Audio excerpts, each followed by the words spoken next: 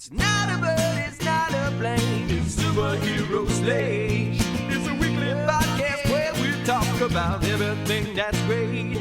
Like movies, TV, superheroes. It's Superhero Slate. Oh, yeah. Hello, everyone, and welcome to Superhero Slate, the show where we run down the latest superhero entertainment news. We love TV, movies, and superheroes, so let's talk it all out. My name is Chris. And my name is Superfan Jim. Oh, see, I was saving it for you. Jim. That's what I was doing it for. Well, that case here. There it is. Okay, yeah. Jim asked me beforehand if I was going to open a can on my name, and I said yes, and then I was going to throw him off and do it on his name, but I know he had a drink as well. So thank you, Jim, for putting up with my shenanigans on today's episode. This week, Spider-Man's brand new day sets brand new records. We'll talk about what that means here at the. This pretty much most of the show is gonna be Spider-Man. If I'm gonna be Batman here, Firefly is returning as an animated series. Jim, were you a Firefly guy? Yes, very much so. Good, because I was not. So you're gonna be my expert on today's episode. I was called out last week for saying that someone died who didn't die, so you can correct me on that later. Marvel adds new release dates and removes some. So we got that new updated unknown untitled calendar list here. It will not be on the website until we actually get titles, but we'll talk about that and more. So as people may figure out, Jim stepping in today, guest host. Thank you, Jim, for being here. Mike is under the weather. So Jim was able to step in for me after texting him very early this morning. So thank you. Yeah, you're very welcome. I actually, so we don't have it in the notes here, but you have been sending a lot of texts lately about comic books, buying collections, not individual books, like trades or omnibuses, stuff like that. And a lot of people who listen to the show probably may know what that is, but can you give people an understanding of what that means, what they are, and why you're doing that? Because I think that's pretty relevant to you and what you're doing, but also the show as a whole, since we do cover a lot of things based on comic books, even if it's just titles. Oh, right. Yeah, so an omnibus, like your normal trade paperback or a hardcover, usually collects maybe 10 to 12 issues. An omnibus can collect up to 50 and usually has an entire run on it. So an example that I'm looking at right now, I have the Flashpoint omnibus, which it's not only the Flashpoint story, but it's every Flashpoint comic that DC put out at the time. So it's any side stories that Flashpoint touched, they collected it into one big book. So you can read the entire thing in one go instead of having to worry about like, well, I missed this issue of Batman, so I don't know what's going on because of that. Mm-hmm. So it's one complete run of a story or one like artist or writer's run in a comic. So right now, I'm trying to go through and get all of the 90s Spider-Man because that's where I cut my teeth for comic books. So as I told you guys, I finally got the McFarlane, and I think his name is Michelini. I'm not sure how you pronounce it. I finally got that omnibus, which is, as I refer to it, one of my whales or grails or whatever you want to call it. But I've got that. I've got Eric Larson with Michelini. I've got Marc Bagley. There's a volume 2 out there that's for some reason went out of print when volume 1 still has plenty of copies available. So that's my next one I'm trying to chip away at. So yeah, it's been a new passion or hobby that I've recently got into. And the other cool thing is I'm doing all of this, at least I know some people enjoy the thrill of the deal. I'm also kind of that way. And I can get some of this past my wife because I can say, this book goes for $100 on Amazon. I just got it for $30 from somewhere else. Nice. So, yeah. So I've been buying them at steeply discounted prices. I don't think I've paid full price for a book yet. So that's good. It's been fun. Yeah, don't get caught up in that. We talked about it earlier. I mean, like it's one of those situations where similar to Jim saying my retro games is, the hunt's where it is. I could buy things off eBay all day long. I could buy things off Amazon, but it's like, I like finding it. I like the hunt as well as the deal, but like the hunt is, that surprise factor. So that's pretty awesome. I don't know if you said it or not. I'm conflating our text messages in here. What's your next big hunt? What are you looking for there? Well, I got the Bagley and Michelini Amazing Spider-Man Volume 2. Um, and then the other big one I am looking for right now, they're not hard to find. It's just well, I guess if I continue with Spider-Man, the Brand New Day to team up with the movie is out there. Amazon's running a deal on it right now. I'm on the fence about it, but the other big one, because I'm a Superman fan, they've made the Triangle era Superman from the 90s into a couple books. And that's another one where it collects all of the issues. So it's Action Comics, Superman, Man of Steel, all of that in one book. So you get the entire, like, from A to B to C plot line through all of it. Okay. That's awesome. And those are fairly cheap. I'm just trying to figure out, do I want to bite and get those right now, or maybe wait and go after some of these other ones that might be a little more rare? Do you think, I know you mentioned Spider-Man, and we have Spider-Man in the New City. Do you think that might become a little more harder to get or higher price due to relevance? Like, I see some of these prices go up because of just the name alone, not necessarily the content. Exactly. And that's the other thing, too, is I know that the omnibus of the story that the new movie is going to be. But like you said, because it's the name, it's recognizable, people might be going after it. The other crazy thing, not to get too deep into the weeds here, an interesting fact I found out is Marvel is really bad at keeping things in a run. So, okay, what I mean is, like, they might print 100,000 of a book, and then after that's gone, they don't reprint it. Yeah, they don't revisit that stuff. They might come back, as I've learned, it's like on a 6 to 10 year rotation. Yeah. That comes and goes. I think DC, for people who may not know, the Watchmen, I forget the guy's name who wrote that, Alan Moore. He was supposed to get the rights back to that after they stopped printing it, and they were like, "Oh, we're gonna keep releasing trades so we will keep the rights in perpetuity." So like they like really fucked over Alan Moore, and that's why he hates the comic book industry. But right. Like, you know, they're like, DC does reprint a lot of this so they can keep, I guess, the self rights a little longer on some of that stuff, which is that. And I'm not saying Marvel's doing anything any better, but like I do understand the thing, because I collected Jonathan Hickman's Fantastic Four runs. They did them in hardcover and softcover. So I was like half soft, half hard, pun intended, folks. But I finally was able to get all the hard covers and get a nice collector set of everything. So absolutely awesome that way. That's actually kind of what I cut my teeth on, or what started this whole new hobby.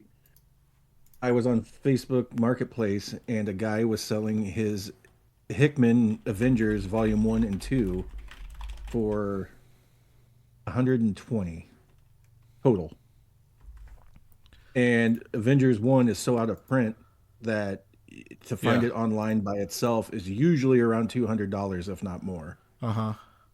So I had to bite on that immediately. And then once I got on that, I somehow went down a rabbit hole on Reddit and a couple other places and started discovering that there's a whole community out there that does this.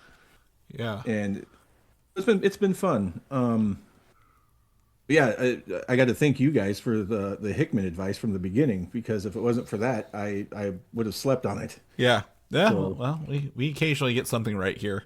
Not going to say it's always right, but definitely great. Well, good. Yeah. Other than that, that's the big thing I've been doing. And then I've gotten into a trading site too. So, you know, so an example is I just traded my Frank Miller Daredevil hardcover. I read it. I got it for $40 at a Comic-Con. It's not, it's Frank Miller. It's Daredevil. It's great. Don't get me wrong, but it's not one I'm going to go back and read over and over. Yeah. So I traded it straight up for a new omnibus of the Immortal Hulk, which is about twice the size of the Daredevil one, and Yeah, it's a new story that I wanted to read, and I'm a big Hulk fan, so I thought that was a good trade. Yeah, no, absolutely. And honestly, Frank Miller's in our notes in here as well. I mean, that's pretty on point, Jim. So let's go ahead and jump into not our first topic, but like just it's relevant for us who grew up watching Walker Texas Ranger and action movies of the 80s. But we have to sadly announce the passing of Chuck Norris. I believe he was like 85 or more. 85, 86. Something Yeah. like that, yeah. Guy he was in Hawaii. He's been doing hiking. He's been very active guy. I mean, he also remember the Bowflex. I remember the Bowflex commercials like nothing else as well. No, it was the Total Gym. Or Total Gym, yeah. So one of those two. But like anyway, like a legend in and of itself, meme worthy for the past 20 years, and absolutely good innings to make it to 86. But like still sad to see some of your heroes kind of go out, right? Do you have any favorites that you can think of? Oh, the Chuck Norris facts. Yeah. When I worked in an office, I had 2 posters of those up in my cubicle. But I think my favorite one is a venomous snake once bit Chuck Norris, and after 3 days of agonizing pain, the snake died. The snake died. Yeah. You sent me. Was it you who sent me the Marvel scene from Infinity War with Thor and Star-Lord today? Was that Yeah, you? maybe. Yeah, where it's where God thinks he's in charge, but it's really Chuck Norris. So where he's Thor. So Norris is, of course. But yeah, so sad passing him, but obviously lots of good things to remember. But I honestly, not any offense, but he hasn't made anything recently. I think maybe some Expendables, like 3 or something like that. But yeah, like 2 or 3.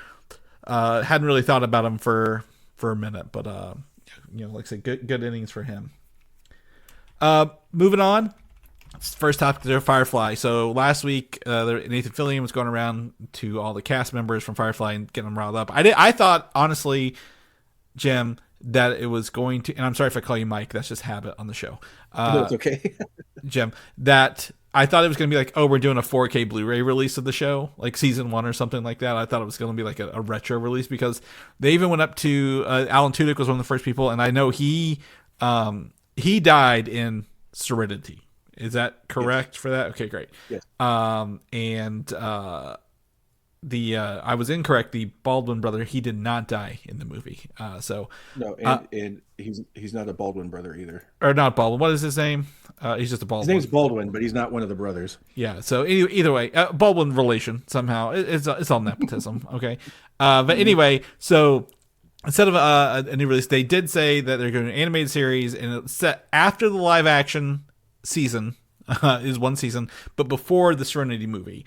Marc Guggenheim, who we know from everything from Arrow through the DC stuff, all of it, and his wife / partner Tara Butters, who's worked on Agent Carter and Reaper, are the showrunners. So that's got some really good, credentials behind it. Obviously I'll bring back Alan Tudyk, Gina Torres, Jewel Staite, Morena Baccarin, Sean Maher, and Summer Glau. I don't know how to pronounce her name. And a new actor will be enlisted to voice Shepherd Book after Ron Glass passed away in 2016. The big question in my mind is Joss Whedon involved in this? Well, he is not involved, but he has quote unquote given the blessing for this to continue. So he has definitely been in some trouble in the Hollywood stuff, and he's not really a big part of this. Now, Jim, as someone who is a Firefly Serenity person, what's your take on an animated series here? Well, kind of like what you said earlier, I was afraid that this big announcement was going to be like they were going to do an official Firefly con or something like that. But the idea of a animated series, kind of like what Mike says, you can put all of your money on screen that way because you can do anything you want in animation. Mm-hmm. And this kind of fits all of their busy schedules. You go into a booth and record for a day or two, and you could have a whole season's worth of content that way. I would say it's a little longer than that. I don't want to undersell the voice recording, but it requires less production. It's a different schedule. Obviously, Nathan Fillion is on his propaganda show right now. Alan Tudyk is doing everything. Everybody else is kind of, I don't know the other schedules, but how do you get this many people together? And obviously, you can't de-age them to pre-Serenity. yeah. So I think this is. I'm sad they didn't show off any of the animation yet. It was just kind of a couple drawings, if you will. But I don't know. I don't know anything else about that. But it sounds like people are happy with it. Oh yeah, a friend of mine's a big Firefly fan. He's happy. He's the one that got me into it. And but we were joking around that what if it's Firefly the next generation? Mm-hmm. You know, like it's going to be a new crew with these guys kind of in the background. I'm glad they went this way. I think animation's come a long way especially for adult projects. The big one I can point to right now is Invincible. Yeah. We got another one up in the show as well to talk about. Oh yeah, exactly. So no, I think this is a very, very good compromise for fans. Like you said, the cast has aged quite a bit, and no, I think this is the best thing for everybody all around. Yeah, I was gonna say, Firefly season 1 was that like 04? 02, goddamn, 24 years. So yeah, it was a long time ago. Yeah, so by the time this works out, this may be a 25th anniversary release. You think next year? They would probably, yeah, I would think so. Yeah, since they didn't show anything, I assume they're just kind of starting on it and maybe getting some hype behind it. So, yeah, it's definitely got some work on it. No complaints here. Like, this is good for the fans, and I'm glad they were able to find a way to bring some people back for it. Things that don't seem to want to end, Jim. Fast forever. It is the 11th Fast and Furious movie, not including there was an animated show I think on Netflix that had a couple seasons and some other stuff. But writer Michael Lesslie, who wrote Now You See Me, Now You Don't, which I will refer to as Now You Three Me going forward. The new Hunger Games, Sunrise on the Reaping, or whatever the newest two are, not the original 3/4, and had even worked briefly or been in talks to work on the X-Men script with Marvel, has been tapped by Vin Diesel personally to pen this Fast Forever script. And he's also rewriting a script, so I don't know how much this will be kept written by Aaron Rabin and Zach Dean. I don't know what they did or how much they've done, but it sounds like this threat of this being the last movie actually might come to fruition at the end of the day. I'll admit I didn't watch X. Yeah. As soon as I heard a car went into space, I said I'm out. Oh, that's actually probably the most believable part of most of that film. So that's that one. They say jump the shark. This series jumped the shark a while ago. What's beyond jumping a shark? Man. Like the end of the 10 ends on a cliffhanger, by the way, in case people don't know. And I didn't know that. Yeah. And this came out. I'm gonna have to Google it. You guys are making me do work here on today's show. Fast 10, 2023. So by the time this comes out, like 27, 20, I think it's 28, right? It'll have been 5 years of this cliffhanger with Jason Momoa, Vin Diesel, Alan Ritchson, right, himself, that's Reacher. Right. So like, there's tons of great names in this, but boy, they really made it seem like they had a plan going into it, and they didn't. So I'm interested to see if they pick up with the cliffhanger. Is there a time passes and we learn what happened kind of thing? We know The Rock and old Vinny have buried the hatchet, it seems, and look to be possibly coming back together in the same thing. I don't know. I will say I'm intrigued. There is a less than 0% chance that they will absolutely bring back Brian from the dead, not dead in the movies, but dead in real life. What's his name? Right. Paul Walker. So I'm interested to see what they do with this and if it actually goes out. This seems like a project, a franchise that is maybe, you let it sit for 10 years, but imagine a Fast and Furious like reboot, in 2035. Like what does that look like then? Because we always joke about and talk about on the show, the first movie they were stealing VCRs. TVs with VCRs was the first movie, and how far have we come? Right. Cars in space, according to you. So Uh, can we get back to the racing, the street racing, or will this just kind of keep going bombastically? But I don't know. The threat seems real at this point, Jim. Now, I've got to admit, 5, 6, and 7 are some guilty pleasure movies. Fast Five is a good. I'll tell you right now. If people who jumped off of this after 2 or 3, Fast Five is actually a really enjoyable movie. Yeah. Six, yes, probably 7. That's where it wavers a little bit for me. But I agree with you. Those are still three things. Because I watched them all. When this came out, 2023, 2022, I watched them all in order. And you can feel the ebb and flow of this. But Fast Five is absolutely enjoyable. Agreed, wholeheartedly. Yeah, I enjoy it. Those are the only ones I have on physical media on my shelf. Well, I have Hobbs and Shaw as well. That's another guilty pleasure one. I know a lot of people are like, "Oh man, that movie," but I'm like, make me all the popcorn and I will sit down and watch it. Yeah. Did Hobbs and Shaw have a popcorn bucket that you would absolutely need to have to eat with it, or is that just Nope, I think that was before the craze, popcorn bucket craze. Yeah. I forgot about Hobbs and Shaw, to be completely honest, because that's The Rock and Jason Statham, right? Which I mean, with Idris Elba as the villain, obviously, macho men love that mix up. So, we'll see where this goes and see maybe if they do more spinoffs or something. But we'll keep you posted here on the show. Teenage Mutant Ninja Turtles are reaching their 300th issue at IDW. Coming up here later this year, and they've gotten Frank Miller, Daredevil artist and writer himself, to draw a special cover of the Turtles in the Frank Miller style here, and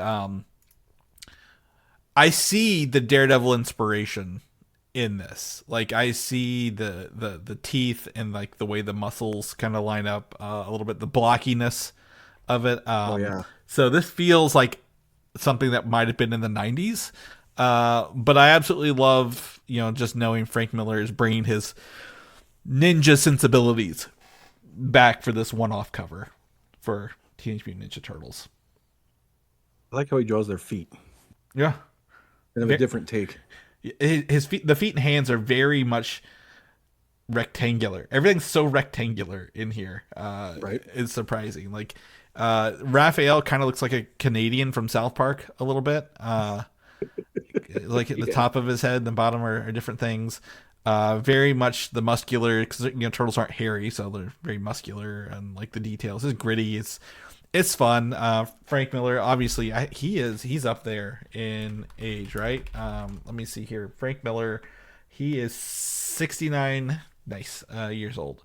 He's up there. I saw him at San Diego Comic-Con when we went in 2019. He was walking out of a restaurant as we were walking by, and you never stop. I don't want to bother people at dinner, so I didn't stop. But it was always like a thing. I'll remember just seeing him standing there in his little hat. So, you can check out that in our show notes if anyone wants to look at that. Are you a Turtles fan, Jim? A little bit. Not necessarily the comics. Ago. It could be Turtles have. I mean, I always think of the video game, the cartoon, but right, yeah. I mean, I grew up with the original cartoon, and then the movies, the first, especially the first 2 movies, are standouts in my mind. But because of that, I did end up again hunting down the deal. Are you familiar with Humble Bundle? Oh yeah, absolutely. More probably so for the video games, but I do know they do comic books and other things as well.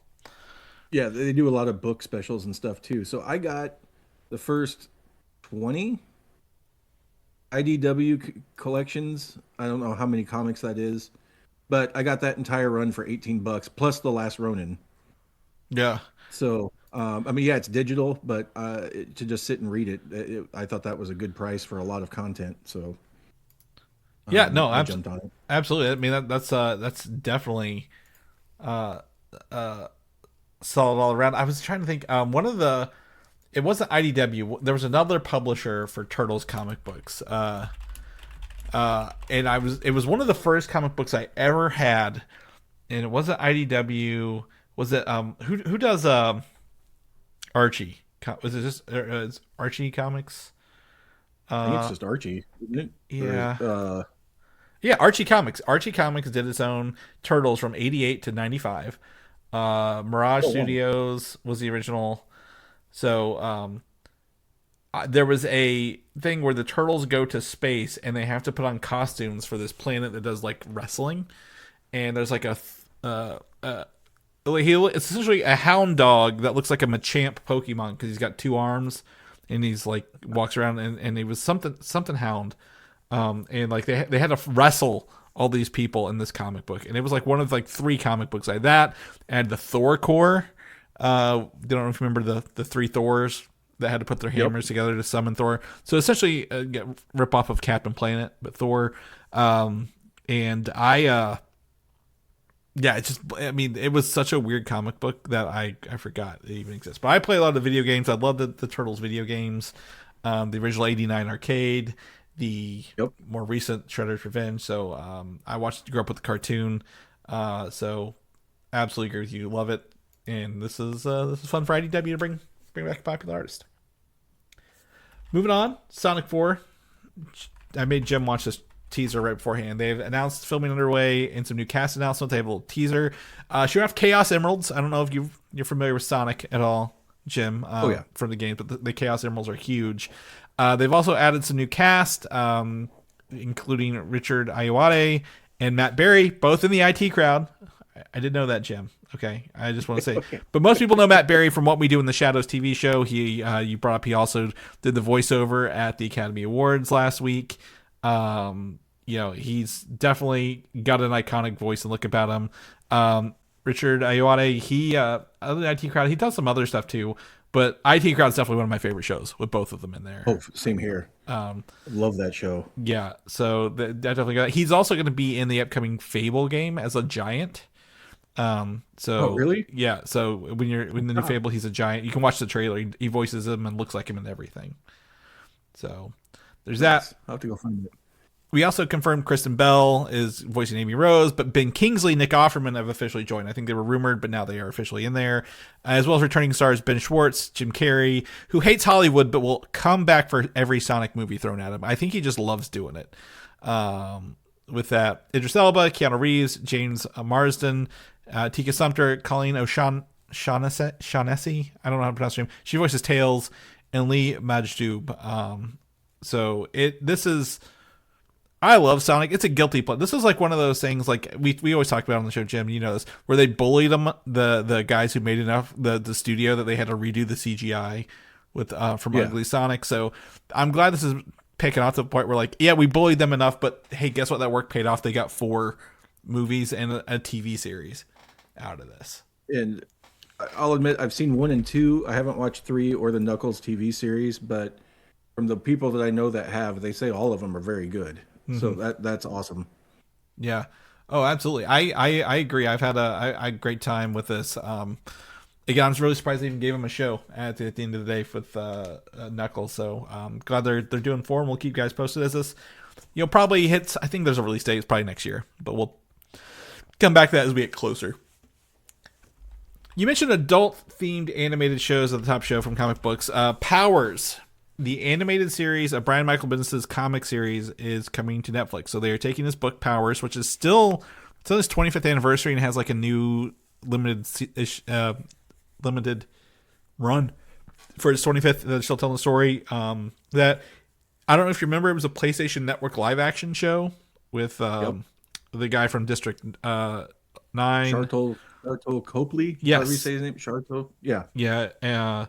And I remember it was kind of weird. It was kind of adultish. He was playing the main guy.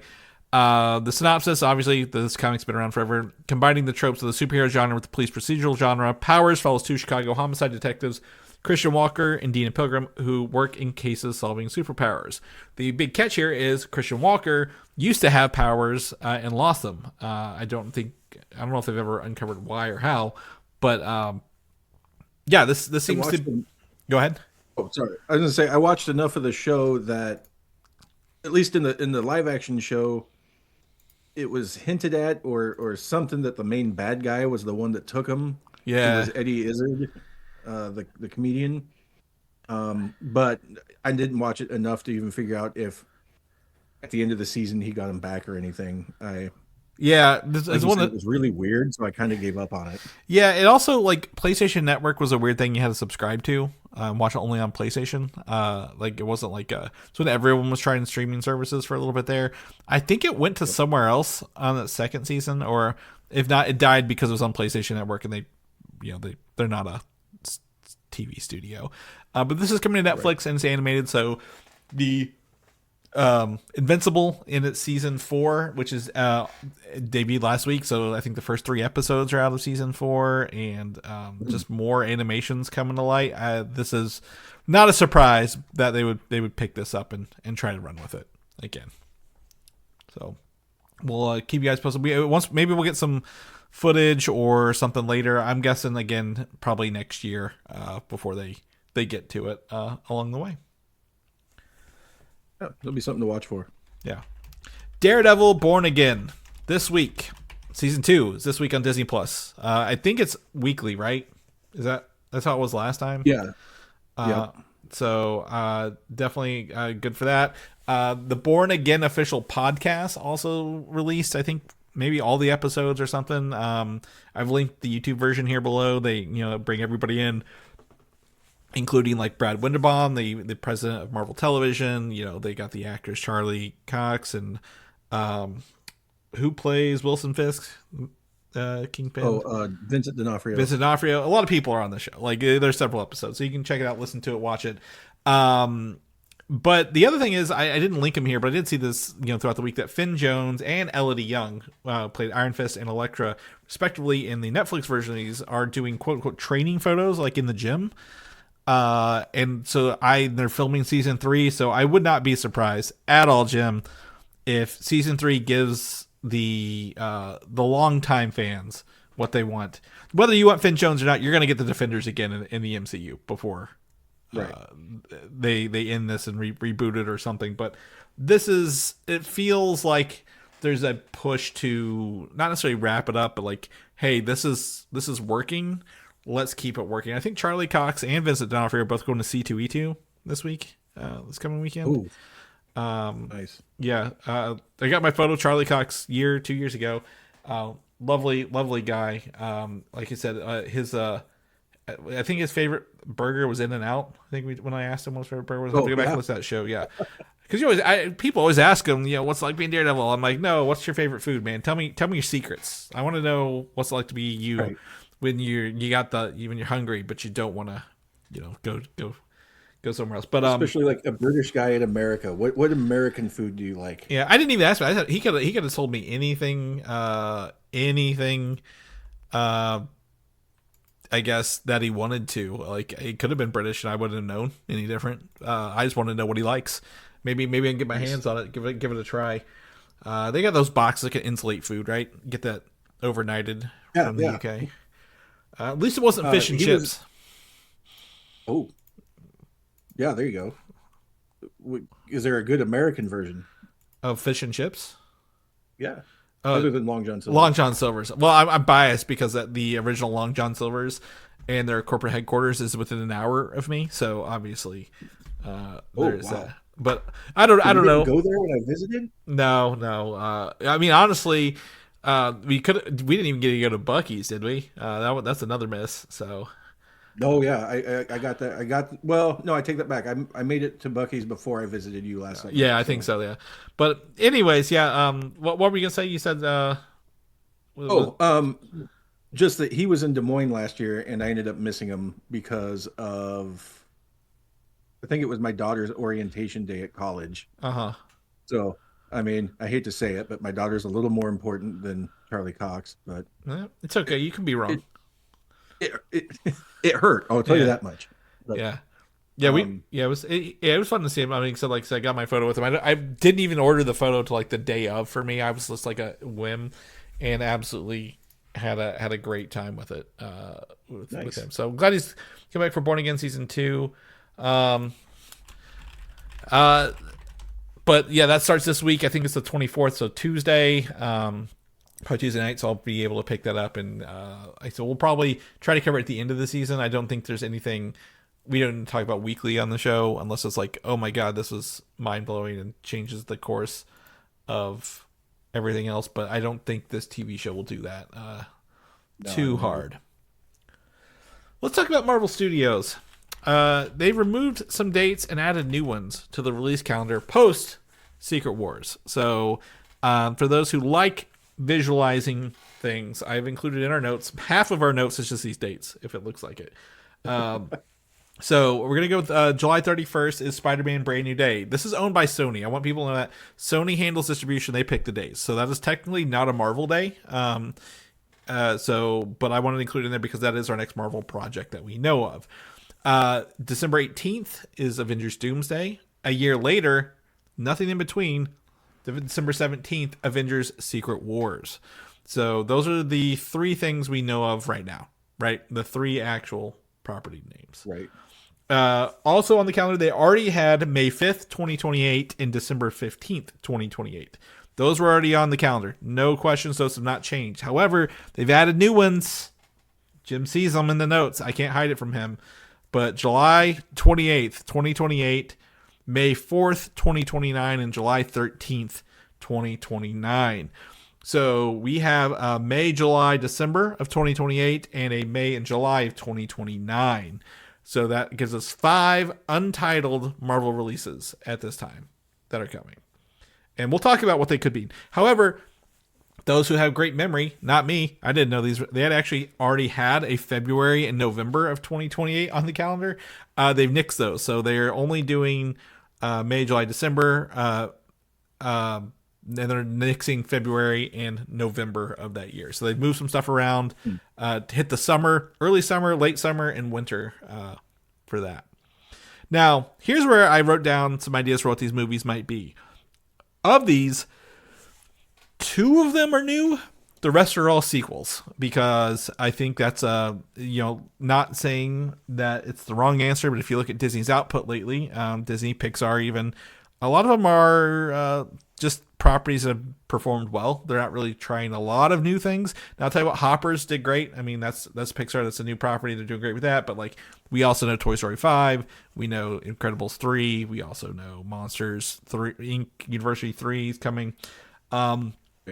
But for this, Jim, I wrote down the ones I'd go through here, and you just tell me. I'll say the title. You tell me a yay or nay. You think it's going to be one of these 5 movies. Okay. Okay. Black Panther 3.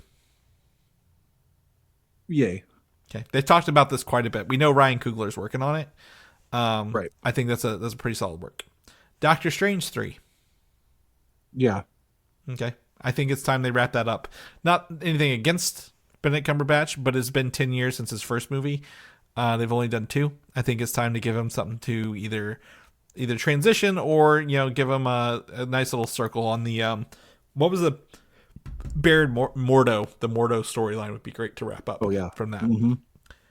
Thunderbolts 2. Maybe. Okay. That's solid. Depends on what they do with them in the Avengers movies. Okay. Yeah, absolutely. I think that's fair. This could evolve into something else.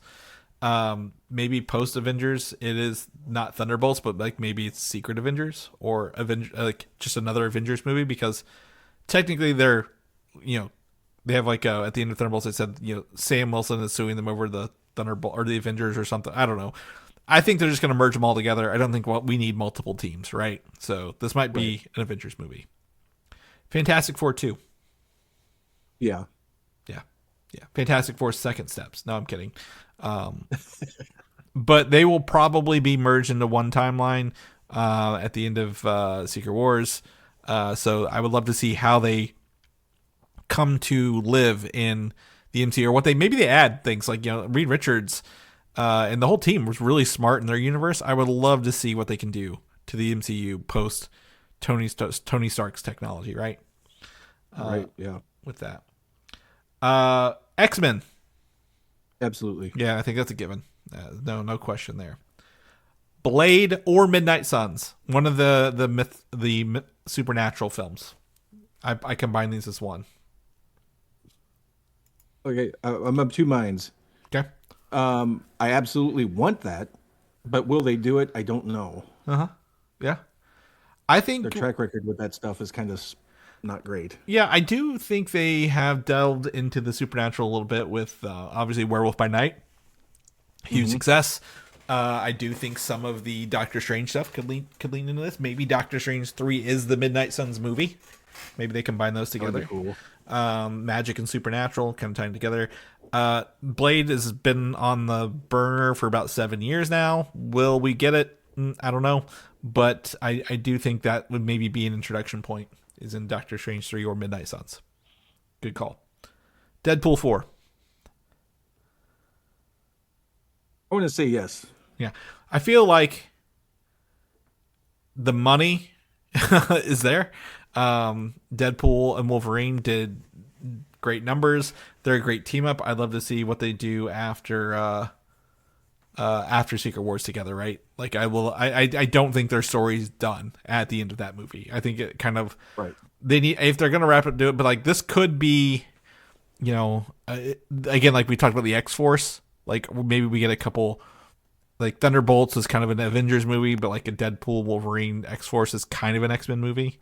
So I think it has proven R-rated stuff does work for Marvel when done properly and with the right people at the helm. So I think I said, are there any that I didn't think of when I was jotting these down? I feel like I didn't know if there'd be possibly another Spider-Man. Well, yes, I know that's Sony. But these would not be Spider-Man dates. These dates would not belong to that. Okay. I do believe that locking these down like this means that they could have a 4-year, like a 2-year, maybe 3-year, maybe 2029 is a Spider-Man movie. For that 3-year window between films, right? Right. So I'm thinking maybe 2029 they could fit it in there. And maybe that's why they don't have a back end of the year movie announced. But that's a fair point. What else? Who do you want to see come into Marvel? Or we've not seen in a minute. The other big one that again, it depends on what they do with them in the Avengers movies, but there could possibly be another Thor. Yeah, that's true. Shang-Chi. I forgot about Shang-Chi.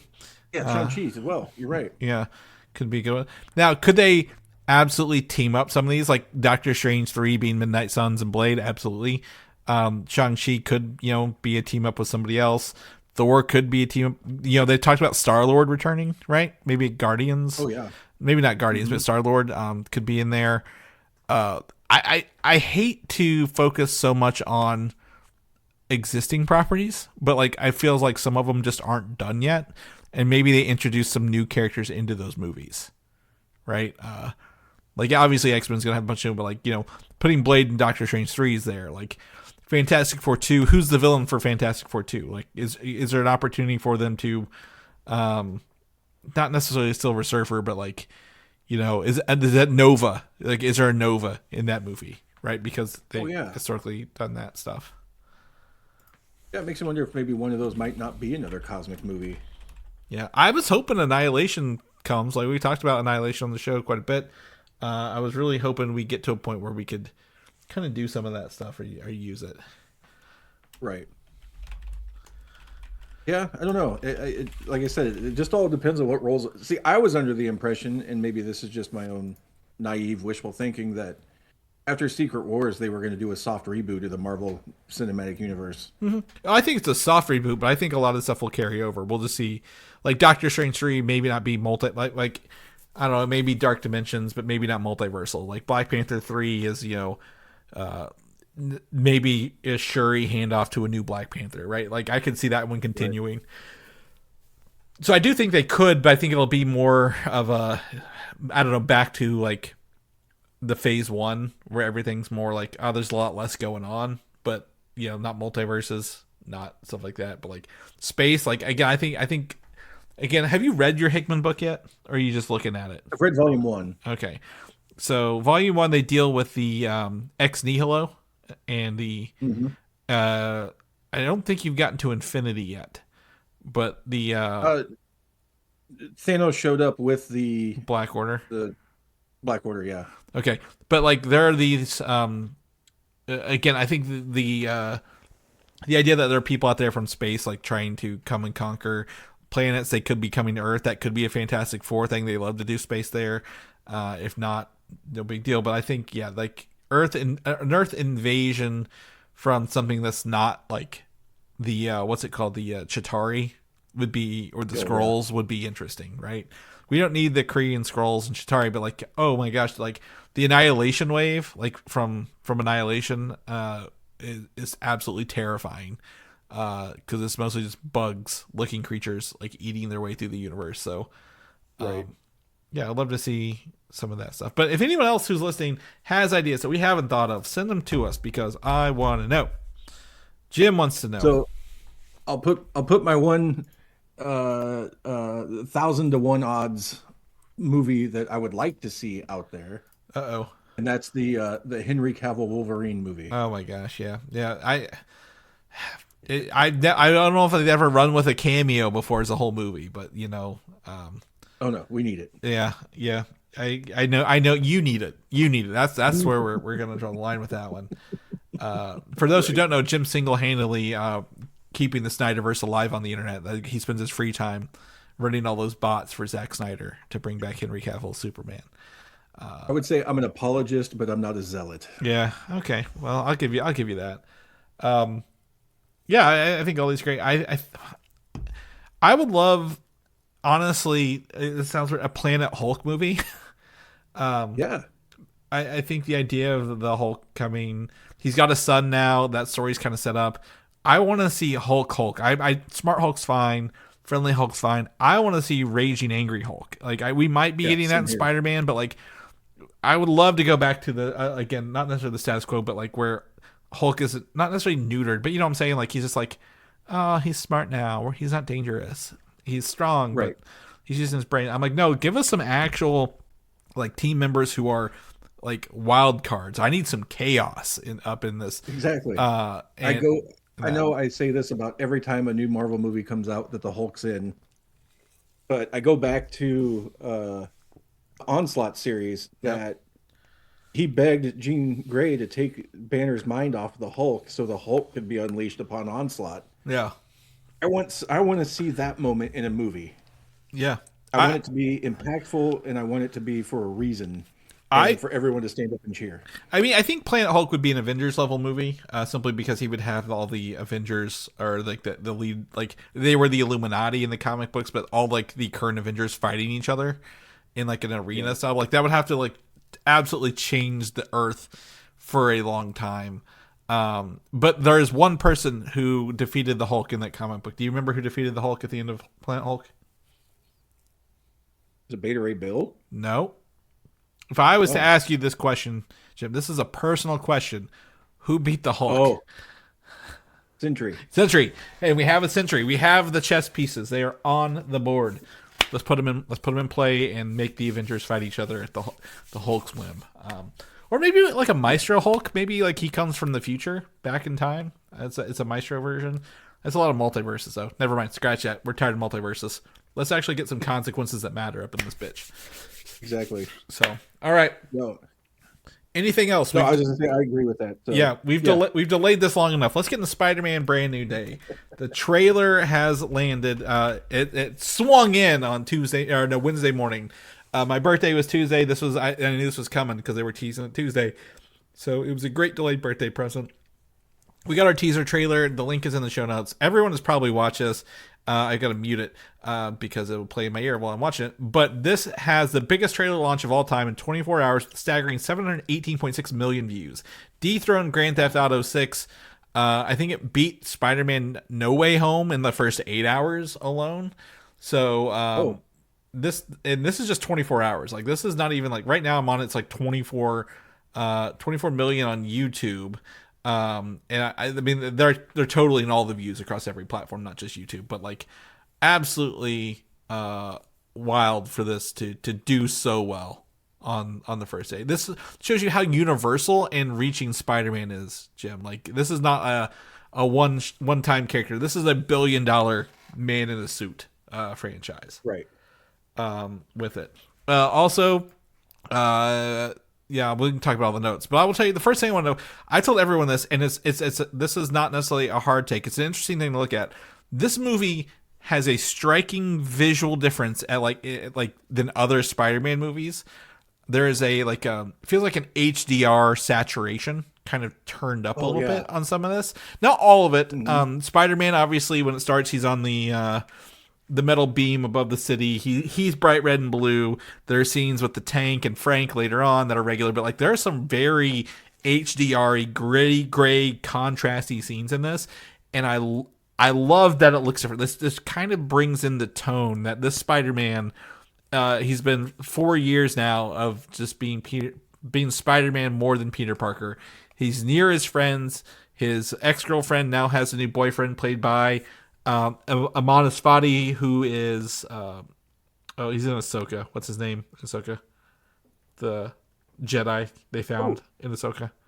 That's him. I didn't realize that was the same. Yeah, that's oh man, my friend's gonna punch me for this. Yeah, it's fine. It happens. Welcome to the show. When everyone tells me what do you remember, this is why, because you're on the spot. Ezra Bridger.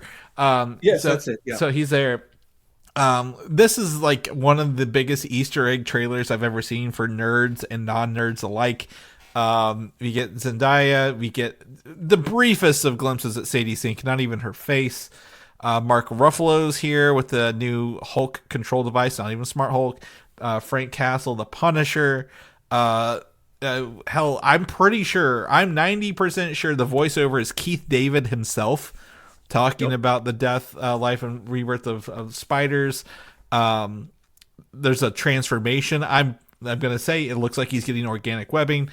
Jim, this is everything I'd want in a Spider-Man movie. Like all the rumors that we've heard for the past few years, I'm like, nah, none of that's true. It feels like every rumor is true in this goddamn movie. And right. I will say there are some scenes that are slow motion comic book shots that look like they are maybe things he's like a flashback sequence, things he's done in the past 4 years. He's fought Tarantula, he's fought the Hand, he's fought Boomerang. Like those ones that are like slow motion stuff. I think those are like showing what he's been up to in the past years, and it's not really scenes in the film, if that makes sense. Right. Yeah, I kind of wondered the same thing. Yeah, the city looks like they love him, but go ahead. This is you tell me what you thought here. That shot that recreates the Amazing Fantasy 15 cover, I thought was really that's the swinging one for people who don't. Yeah, for him non-nerds. holding the criminal under one arm. Yeah. I thought that was a great touch. Yeah, no, absolutely. Again, if you got find Boomerang, that's a comic cover recreation. The Tarantula, it's not really a spider dude; it's just called Tarantula. That's another thing in there. The Hand, when Peter catches the sword and breaks it with his webbing, that's a really cool shot as well, showing how strong Spider-Man is. He is unmasked though, so I'm interested to see why. It looks like he's getting sick and he's evolving. I essentially chalk this up to like this feels like a version of the Amazing Animated Spider-Man TV show, but season 2, like where he starts growing extra like spider hands, like body horror style. Where he becomes the man spider. Yeah, it feels like he's gonna become the man spider and then obviously be reborn. He's got organic webbing. Like I said, I'm pretty sure it's organic webbing, which is it was originally in Spider-Man 1, the movie. Then that was picked up in a, was it Straczynski did that one? Where he gained the organic webbing. Yeah, because that was what I was going to talk about was, what if, because people are saying Keith David might be. Jackal. Yeah, Keith David. Jackal? Is it Jackal? Jackal. Is it Jackal? Sorry. It wasn't right the first time. Anyways, I almost wonder if he's Moreland. Yeah, I don't know. He doesn't fit like a Moreland. It doesn't sound like it either. But I mean, again, I don't know. I can go either way. But like, I think, to me, I've heard from scoopers, and this isn't necessarily the fact that Jackal is in this. Jackal, he does the cloning of Spider-Man. We've seen some clone. Maybe he's doing some genetic testing. We don't know. There's a lot of things going on here. Scorpion is in a suit. I'll tell you that right now. How about that? We got him in his Scorpion mechanical suit. Who's giving him the suit? We don't know who the antagonist is. And I think that's something that, obviously this is a teaser, not the full trailer. So I think we'll get some of that later. But I am surprised they didn't give that to us. Like, we don't know who the actual villain is in this, right? Right. Is Sadie Sink playing Jean Grey? Sounds like if there's smoke, there's fire kind of situation. It seems to be someone was being mind controlled in the tank, and then one of the SWAT teams, and then someone above them. So it looks like there's some mind controlling going on. Is that together? But yeah, you're right. Is that Jean Grey? We don't know. The Department of Damage Control's here.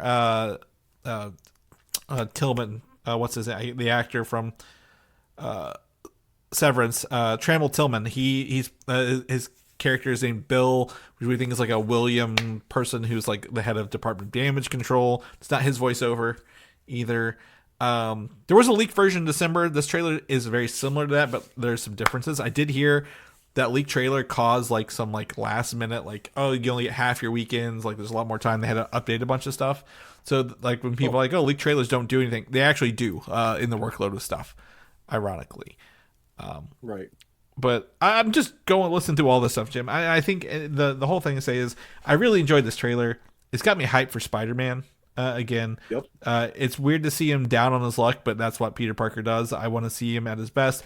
I will say, controversial opinion here, I do not agree. I do not care for organic web shooters. And the reason being, some of my favorite comic books and video games of Spider-Man are when he has web canisters and he's low on web fluid, so he can't. How does he get out of there? How does he use his intelligence when he's low on web rather than just relying on the webbing as like something he always has in an unlimited amount of? Unless they change it to where, like, you know, he can only produce so much in any given time. I don't trust him enough to do that. Regular spider can run out of webbing. Yeah, I don't trust him enough to do that, if I'm going to be honest, based on everything else I've seen. But like, you know, I'm not knocking it. It's just one of those situations where I'm like, well, I mean, obviously I would love to, I would love for it to be right, but I don't know if we're going to get that at the end of the day. You know, with what's going on. So I mean, maybe they do, maybe they'll prove me wrong, but I don't know. I mean, I'm excited. What do you think? What's your take here? Give me your full rundown. We got a couple minutes. Sure. I was going to say the one thing I wanted to note was I really like the shot of at the beginning when he's diving. Oh yes. And they go like inside of his mask, and you can see his eye on the other side of the mask eye. Mm-hmm. And the city's reflecting in it as well as he's kind of falling. Yeah, I thought that was a really cool touch. And it's different than the typical Iron Man shot where you see the HUD over his face, which that's cool too. Don't get me wrong, but so I just thought that was a neat perspective to see inside Spider-Man's mask when normally we don't get to. The other thing I was wondering while you were talking was, so if you look, it looks like he fights the Hand in a prison. Like all the doors have like bars on them and stuff. Well, yeah, one of them. There's the other shot where he's jumping towards them that people think they've edited people out of. Kind of like how they did No Way Home, but there is the prison. The fight scene looks like the prison. The other one looks like something they've been doing with. So, this is my comic nerd wondering. So we've got Daredevil Born Again going on. What if at the end of the season he actually does get arrested and put in prison, and Spider-Man's trying to like defend him from these guys or break him out? Who, the Punisher?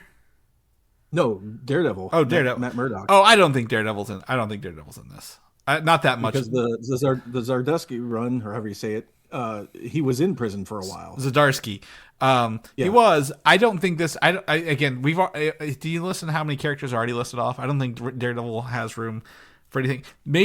I think if anything, he would be in the scene, and they've edited him out of the original scene, that one I talked about, where it looks like they're fighting the Hand in slow motion. Oh, yeah. Because number one, Daredevil has a history with the Hand, but also be like, oh, in the past 4 years, I've been teaming up with other street level heroes. That's why he knows the Punisher. He calls him Frank by his first name. Oh, right. So I think that's more likely than the prison scene. The prison scene looks like they edited it to make it look like his eyes go spider black in that scene, but I don't think it's the same scene. I think it's just an edit.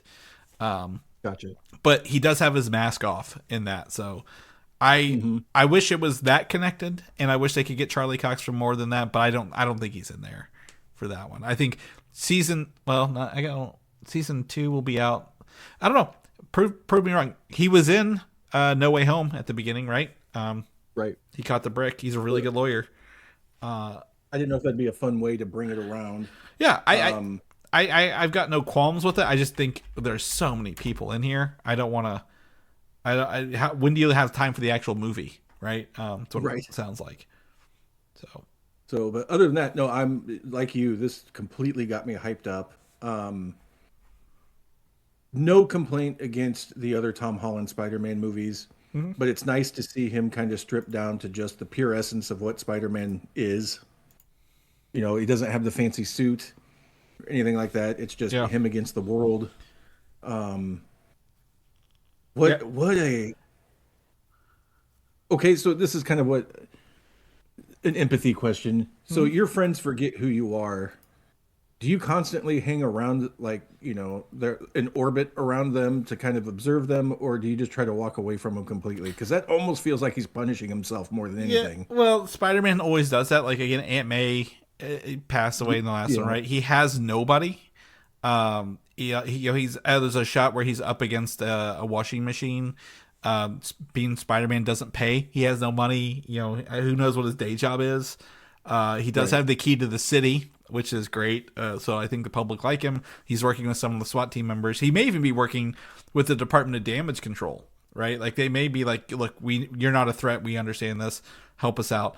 But yeah, I think he could be like, is like an inherent sense of like, I give up being Peter Parker to become Spider-Man full time, and being Spider-Man means I protect the people I care about, even if they don't know me. Is right. that Yeah, so? Maybe he's just watching over them, for no real reason other than the fact he has nobody else and doesn't maybe know how to meet other people. right. So it'll be interesting to see how that pans out. Um, Um, do you think the Hulk will remember who Spider-Man is? Because that was something they did in the comic books, where like Bruce Banner doesn't know Spider-Man is Peter Parker, but like the Hulk remembered because he wasn't there at the time. oh, right. Uh, Um, Again, that could be an interesting concept. yeah, it'd be definitely a little fun little Easter egg if the Hulk does come out. I think the Hulk has to come out. We saw him on some of that merchandise, and they showed Right. two shots of Bruce Banner. So, but Yeah. Doctor Miles Warren was also someone who had expertise in genetic experimentation. That's if he maybe that's how the Jackal gets involved, is because of his mutation. Like if he's Could turning be. into a human spider. I just hope it's not going to end up being that this Spider-Man is actually a clone. Oh, I don't think this one is. I hope not. I was just thinking of that. They did I the hope they first don't go person that route. shot of him crawling out of the web, like that web, like his evolution, his web nest cocoon or whatever it is. Yep. So I don't think it's a clone. I think maybe they could make a clone later on, like the next movie is, you know, depends on how is it Brand New Day, like what is it like, you know, whatever the title could be. But I think they could at least start it now. I don't think they have enough time to tell this story with everybody in it and make a clone out of him too. Right. No, I So just hope at the end they weren't like, "Oh, by the way, you're not Peter Parker," and then yeah. the movie ends. If anything, at the end they just say, "Here's a new and improved Peter Parker," and they call him Ben Riley or whatever. Like Right. they could do that, but like, yeah, don't pull the rug out from us. I don't know. Feels good. Feels good to be back. I think this has an opportunity to be one of the biggest movies of this year, and I'm glad we're able to be a part of it, and it'll be a good way to end the summer and get us in that final sprint before Doomsday, right? Yeah. Where everything's gonna change up. Anything else before we wrap up the show, Jim? No, not really. If anyone has any omnibus deals or wants advice, they could reach out to me. But other than that, no. Nice. Well, then in that case, that's a great thing. How can people reach out to you? How can they get a hold of you if they want to know more about omnibuses and comic book collections? I'm usually HF, like Harrison Ford 605 on all social media and even video games. Yeah, I don't have pickled comics or anything like that. That's so all right. You can't find me there. That's all right. Yeah, that's that. Not everybody has all the stuff going on, and that's okay Right. with that. So, nope, yep, just hit me up at HF605. I'm on just pretty much every platform. So, Okay. yeah. Awesome. Well, then in that case, people know how to find me at Valdan, Valdan, on Instagram, or video games of the same name. If people want to know more about the show, where they can get all these episodes, and all them goodies, these links we talked about here, Jim, do you know where people can go get that stuff? Right. You can always visit superheroslate.com. It's got everything on there, the timeline for the movies, the show notes, all the links to everything we've talked about today. You can also find us on Apple Podcast, YouTube, and Spotify, and anywhere else you get your Fine podcast is what Mike says. Yeah, there you go. Podcast to tickle your eardrums. Yes. What about swag? You got swag? I got Superhero Slate swag. Where you get that at? Yes, you can get that at the website as well. It's at the bottom of the notes, superheroslate.com/store. Or I didn't scroll down far enough. I'm sorry. Yeah, that's cool. I have everything in here. He's going off memory though. You're doing really well. You actually named off most of the stuff without looking at the actual notes in the show notes. So yeah, you can get your Superhero Slate shirts, stickers, whatever you want for Superhero Slate at the website superheroslate.com/store. Awesome. And Jim, you're a super fan. If people want to become super fans, how do they become a super fan? You share the show with a friend, share the show with a buddy, and you will be entered into the dynamic world of super fandom. That's right. Yeah, super fans, they know each other. They can tell them a mile away. And maybe one day you genetically evolve to become a fan human, like, instead of a man spider, it's a man fan, right? And you become a super fan. But either way, if people become a super fan, and then we'll be back every week with new episodes. And Jim, thank you again, and we'll be back next week. All right, thank you for having me. Yep. Bye.